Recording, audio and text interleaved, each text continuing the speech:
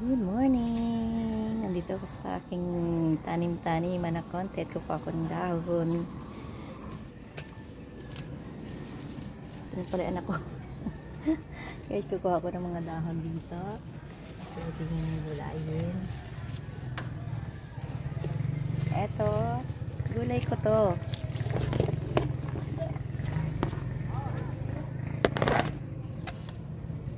Alam niyo ba guys, ito ay napakagandang gulay. Sarap to.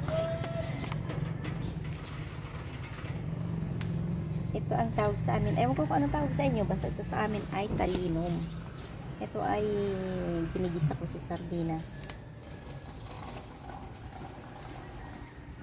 Malago na kasi siya. Pag napapabayaan ko ito, natutuyo lang. Sayang naman. Ayan, ang dami. Pumayat nga kasi hindi ko na asikaso ng ilang araw.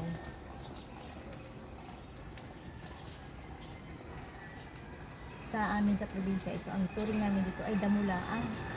Pero dito nung matikman ko, kasi sabi nila masarap na yung gulay nito. At ito ay gigisahin ko sabay sardines.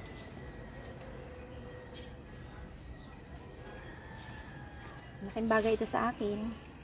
Kasi imbis na bibili pa ako ng dahon na gulay, kangkong or ano, minsan hindi na ako bumibili noon. Ito na lang.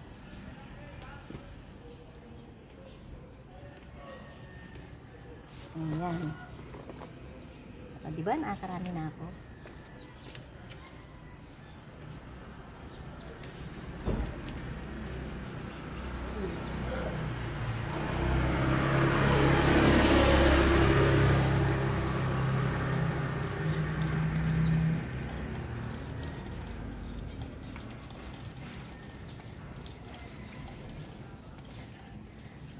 Pati halamang gamot guys, hindi na rin ako na hindi ko yung sakit niya na meron kasi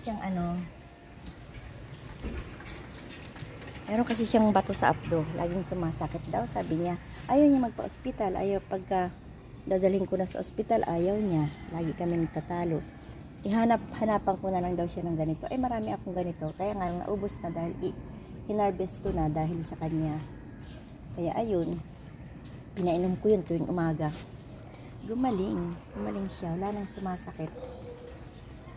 Sabi ko, obserbahan niya. Uy, saan galing yung aso na yun? Psst, huwag ka ritong dudumi uwi sa inyo, uwi. Ayan guys, ayan, marami ng gulay.